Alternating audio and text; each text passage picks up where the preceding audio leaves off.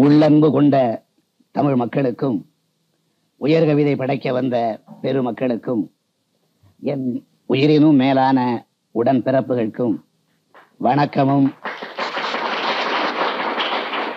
உயிரினும் மேலான உடன்பிறப்புகளுக்கும் வணக்கமும் வாழ்த்தும் குவிக்கின்றேன். புத்தாண்டு வாழ்த்துரைக்க வருக என்று தொலைக்காட்சி நிலையத்தார் தூது விடுத்தார். தூ தூ புத்தாண்டு வாழ்த்துரைக்க வருக என்று தொலைக்காட்சி நிலையத்தார் தூது விடுத்தார். தூ தூ இவன் எதற்கு என்ற காலம் மாறி தூ தூ இவன் எதற்கு என்ற காலம் மாறி தூது விடுக்கும் காலம் தோன்றியது விந்தை என்றோ. இங்கிருக்கும் கவிஞர்களின் அரங்கிற்கு நான் தலைவனாம்.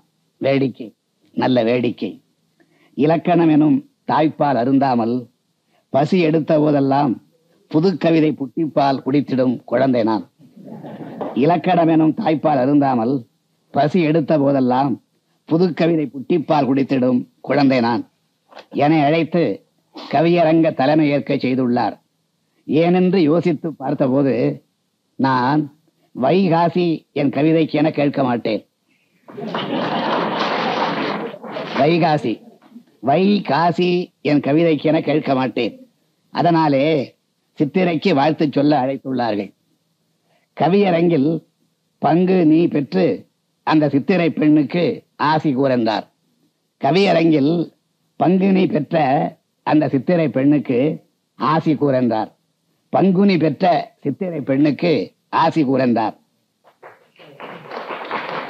புரட்டாசி கூற மாட்டேன் என்பதாலே புரட்டு ஆசி கூற மாட்டேன் என்பதாலே துணிந்து அழைத்தார் போலும். நான் வரும்போது மார்கழியா தாவணியுடன் மார்கழியா தாவணியுடன் காற்றாலோ கையாலோ விலகாத தாவணியுடன் மார்கழியா தாவணியுடன் ஆவணி பெண்ணாள் மரபு வழி குடும்ப மங்கை என்னை பார்த்து ஆ நீயா என்று ஆணி.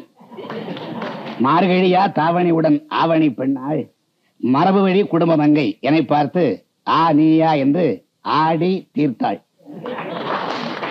ஆ நீயா என்று ஆடி தீர்த்தாள். தை தை என்று அனல் கொட்டும் விழிகாட்டி.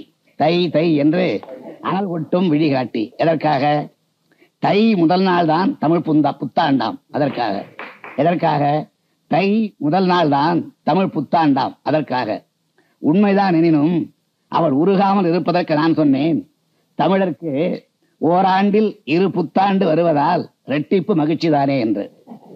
தளிர் பெண்ணின் குளிர் முகத்தில் நிலவு கண்டேன். தழுவி கொண்டாய். திகைக்காதீர், மேலும் மற்றொரு தியா என்று.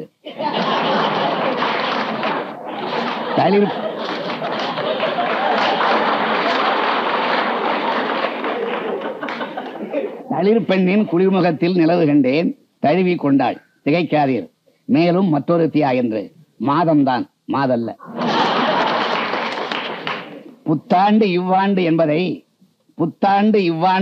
விட புரட்சி கவிஞரின் நூற்றாண்டு என்பதிலே பெருமகிழ்ச்சி. புத்தாண்டு இவ்வாண்டு என்பதை விட புரட்சி கவிஞரின் நூற்றாண்டு என்பதிலே பெருமகிழ்ச்சி. புதுமனிதன் அம்பேத்கர்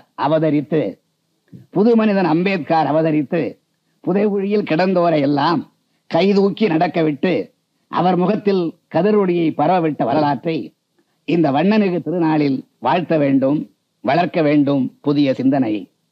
இந்திய திருநாட்டு அரசியல் சாசனத்தை சிந்தனை கருவூலமாய் தந்தவர்க்கும், விந்தியம் போல் எழுந்து நின்று மொழிவெறி வீணர்களின் ஆதிக்கம் தடுத்து நின்றவர்க்கும், ஆம் அடலேறு மனிதர் அம்பேத்கருக்கும், அரிமா நெஞ்ச பாரதிதாசருக்கும் நூற்றாண்டு கொண்டாடும் இந்த ஆண்டில் தோற்றோடி போகட்டும் தொல்லை தரும் தீய சக்தி. ஜாதியிலே மதங்களிலே சாத்திர சகதியிலே சாயாதீர் மனிதர்கள் என்ற சான்றோன் வடலூர் வள்ளலார் வார்த்தைகளை மதித்தோம் இல்லை. அவருக்கு வான்மறைக்க தோரணம் கட்டி விழா மட்டும் எடுக்கின்றோம், வெட்கமில்லை. ஜாதியிலே மதங்களிலே சாத்திர சகதியிலே சாயாதீர் மனிதர்கள் என்ற சான்றோன் வடலூர் வள்ளலார் வார்த்தைகளை மதித்தோம் இல்லை. அவருக்கு வான்மறைக்க தோரணம் கட்டி விழா மட்டும் எடுக்கின்றோம், வெட்கமில்லை. பிறப்புக்கும் எல்லா உயிர்க்கு வென்ற பெருமகனாம் வள்ளுவர்க்கு சிறப்பு மட்டும் செய்கின்றோம். ஆனால் அவர் செப்பியதை செயல்படுத்த மறுத்துவிட்டு பெற்றெடுத்த பெண்ணுக்கும் பிள்ளைகளுக்கும் உற்றார் உறவுக்குள் சம்பந்தம் தேடுகின்றோம். இந்த ஊருக்கு உபதேசிகளால் கொண்ட கொள்கைக்கு என்ன லாபம்? உள்ளதை சொன்னால் உடலெறிந்து வருவதேன் கோபம்? சிந்தனையில் விளைந்த செல்வம் சீர்திருத்த கொள்கையெனில் செயல்படாது அதனை விடுத்தல் பெரும் துரோகம். பிறப்புக்கும் எல்லா உயிர்க்கும் என்ற பெருமகனாம் வள்ளுவருக்கு சிறப்பு மட்டும் செய்கின்றோம். ஆனால் அவர் செப்பியதை செயல்படுத்த மறுத்துவிட்டு பெற்றெடுத்த பெண்ணுக்கும் பிள்ளைகளுக்கும் உற்றார் உறவுக்குள் சம்பந்தம் தேடுகின்றோம். இந்த ஊருக்கு உபதேசிகளால் கொண்ட கொள்கைக்கு என்ன லாபம்? உள்ளதை சொன்னால் உடலெறிந்து வருவதேன் கோபம்? சிந்தனையில் விளைந்த செல்வம் சீர்திருத்த கொள்கையெனில் செயல்படாது அதனை விடுத்தல் பெருந்துரோகம். துரோகத்தை போற்றி துதிவாடி தொழுவதற்கு எட்டப்பன் காலத்திற்கு முன்பிருந்தே பழகிவிட்ட தமிழர்களும் இருக்கின்றார் தமிழ்நாட்டில். துரோகத்தை போற்றி துதிவாடி தொழுவதற்கு எட்டப்பன் காலத்திற்கு முன்பிருந்தே பழகிவிட்ட தமிழர்களும் இருக்கின்றார் தமிழ்நாட்டில். காரி உமிழ்கின்றான் கட்டபொம்மன் என்றாலும் கவலை இல்லை அந்த காரியவாதிகளாம் பகைவர் கால் பிடித்து வாழ்கின்ற மேதைகளுக்கு.